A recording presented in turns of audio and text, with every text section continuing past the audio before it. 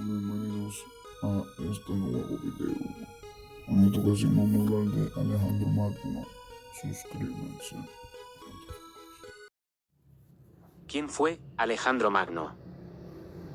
Nació en Macedonia en la ciudad de Pella, en el 356 a.C., hijo de Filipo II, rey de Macedonia y de Olimpia, hija del rey de Epiro Neoptolomeo.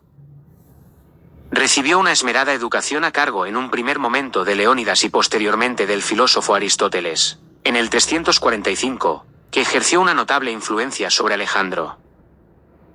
Desde muy temprana edad mostró gran interés por el imperio persa y su funcionamiento. Según la leyenda, consiguió domar al caballo bucéfalo, que nadie había podido montar con anterioridad. A partir de los 16 años desempeñó el gobierno de Macedonia, mientras su padre sitiaba Bizancio. Tomó parte por primera vez en una contienda en la victoriosa batalla de Queronea contra los medas. Poco después se enfrentó a su padre debido a que éste repudió a Olimpia para casarse con Cleopatra, sobrina de Atalo, noble macedonio. Alejandro se puso de parte de su madre y, tras protagonizar un enfrentamiento con Atalo en el banquete de bodas de su padre, se exilió a Epiro junto con Olimpia. No regresó hasta la muerte de su padre, asesinado por Pausanias. Al morir Filipo, se sospechó acerca de la responsabilidad de su hijo en el crimen, pese a lo cual le sucedió en el trono, aclamado por el ejército. Cuando se convirtió en rey en el 336 a.C., se encontró con un buen número de problemas. Por un lado, los nobles macedonios querían recuperar los privilegios que su padre les había quitado. Para ganarse su fidelidad, les eximió de tributos y les dio los más altos cargos de su ejército. Por otro, Atalo, que se encontraba al mando de un ejército en Asia, intentó deponer a Alejandro y dar la corona al recién nacido hijo de Cleopatra. Grecia se sublevó al saber de la muerte de Filipo, dirigidos por Demóstenes. Para poner remedio a todo esto, mandó asesinar a Atalo. A continuación, se puso al frente del ejército y se dirigió rápidamente a Grecia. Las ciudades griegas no esperaban una reacción tan fulminante y, por tanto, no estaban preparadas, por lo que tuvieron que rendirse a Alejandro. En su corte eliminó a todos aquellos que se le oponían. Pacificados sus dominios, convocó la asamblea de la Liga de Corinto en el 335, la cual aprobó la guerra contra los persas, tal como su padre la había proyectado. Y eligió a Alejandro como estratego y comandante supremo de los helenos. Tras el nombramiento regresó a Macedonia para preparar la guerra y allí tuvo que hacer frente a los tracios, tribalos e ilirios. Después de asegurar las fronteras de su reino macedonio, dejándolo al cuidado de su amigo Antípatro, cruzó el Helesponto al mando de un ejército compuesto en su mayoría por macedonios. Con él derrotó a los sátrapas persas de Asia Menor junto al río Gránico en el 334. La batalla fue terrible para los persas que tuvieron importantes bajas. Liberó Sarde y las ciudades griegas de Asia, tomó Mileto y Halicarnaso. Después cruzó Licia, Panfilia y Frigia, donde cumplió la profecía del nudo gordiano. En la ciudad de Gordión, existía un carruaje amarrado con un complicadísimo nudo. Un oráculo había predicho que quien fuera capaz de desatarlo, sería el conquistador de Asia. Una historia semi-legendaria cuenta que Alejandro deshizo el nudo cortándolo de un tajo con su espada. En todos los territorios conquistados situaba a oficiales macedonios como gobernadores con el título de sátrapas, gobernador de una provincia de la antigua Persia. En el verano del 333 las fuerzas macedonias sufrieron diversos reveses en los que perdieron Quíos y Mitilene. Estos reveses se debieron a la prematura disolución de la flota jónica, que regresó a Grecia, dejando al ejército sin posibilidad de retirarse. Se enfrentó al ejército persa comandado por el propio Darío III en la batalla de Agisous en el año 333 a.C. La victoria de Alejandro fue completa y el rey persa huyó hacia el este con todas sus fuerzas, dejando en manos de Alejandro el tesoro real, así como a su madre, Sisigambia, su esposa Estatira y sus hijos, a los que Alejandro respetó la vida. La zona occidental del imperio persa se le entregó sin ofrecer resistencia entre el 332 y el 331. En Egipto fundó varias ciudades, entre ellas Alejandría, y estimuló la construcción de obras públicas como el faro en el delta del Nilo, que construyó en el 285 uno de sus generales, Ptolomeo. En el año 331 a.C. se dirigió hacia Mesopotamia, donde Darío III había reunido un gran ejército. En la batalla de Gaugamela nuevamente Alejandro derrotó al rey persa, Darío huyó a Ecbátene, Babilonia y Susa se entregaron. Alejandro le persiguió y después de cruzar las puertas cáspicas conquistó Persépolis, antigua capital del imperio persa, donde encontró un sustancioso botín e incendió el palacio real en compensación por la destrucción que los persas habían causado en Grecia en el 480. Se adentró en Persia conquistando Media y Partia. El asesinato del rey persa por Besous permitió a Alejandro considerarse sucesor de dicho monarca. En el 329 conquistó el Irán oriental, donde capturó y ejecutó a Besous. Durante 3 años continuó sus conquistas por el territorio persa, lo que le llevó de Hircania hasta Drangiana, Bactriana y Sogdiana, donde se casó con Roxana, hija de un príncipe local, en el 328.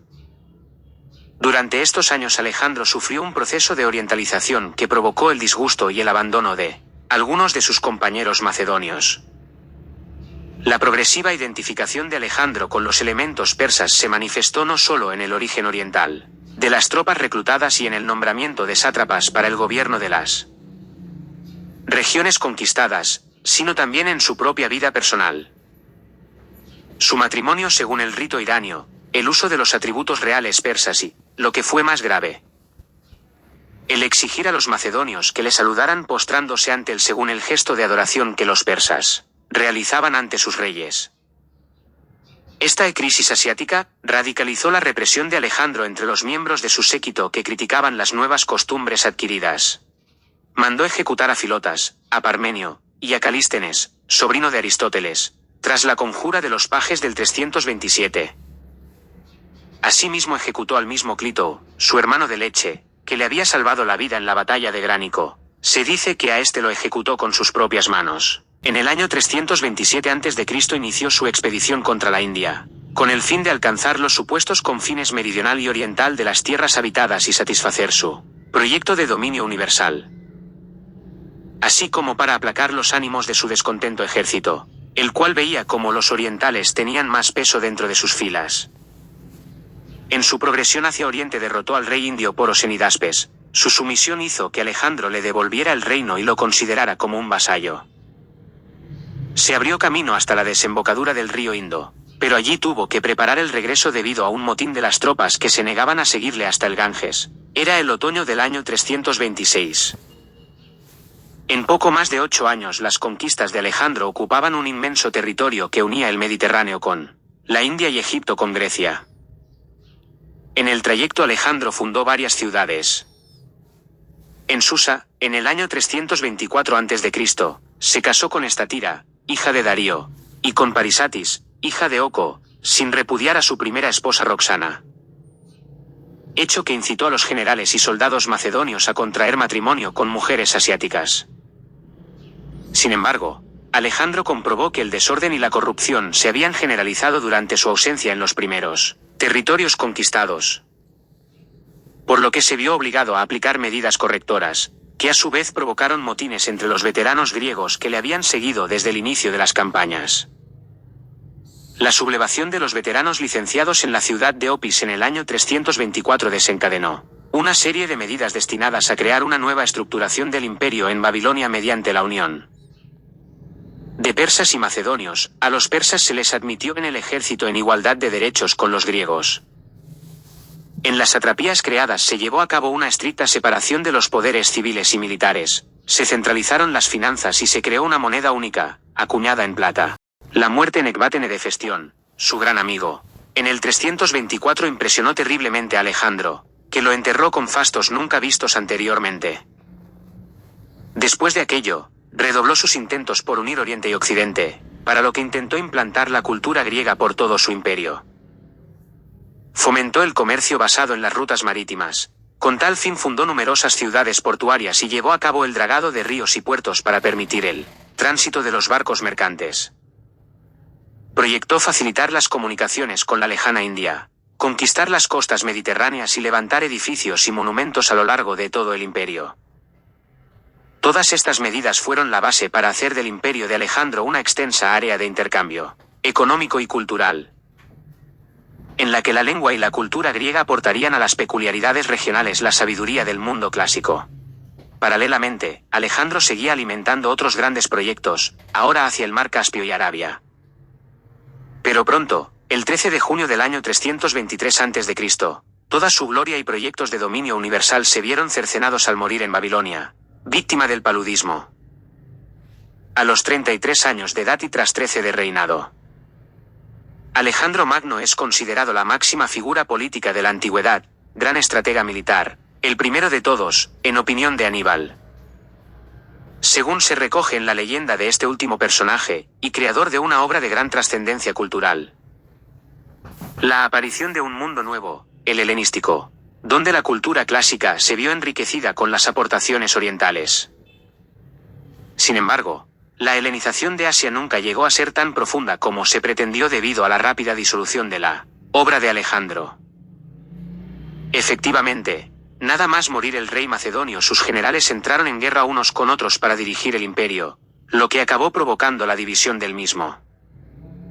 En un principio Antípatro se quedó con Macedonia y Grecia, Antígono con Frigia y Lidia, Ptolomeo con Egipto, y Lisímaco con Tracia. Pérdicas se supone que fue nombrado por el propio Alejandro como regente del imperio, pero su autoridad nunca fue respetada. Se mantuvo la ficción de unidad hasta el 306, fecha en la que los generales se declararon soberanos de sus respectivos territorios. Pese a este primer reparto, las guerras no se detuvieron hasta el 280 a.C., puesto que las alianzas entre ellos cambiaban frecuentemente. Al final de este periodo sobrevivieron tres grandes reinos: Macedonia con Antígono, Asia anterior con los Eleucidas y Egipto con Ptolomeo.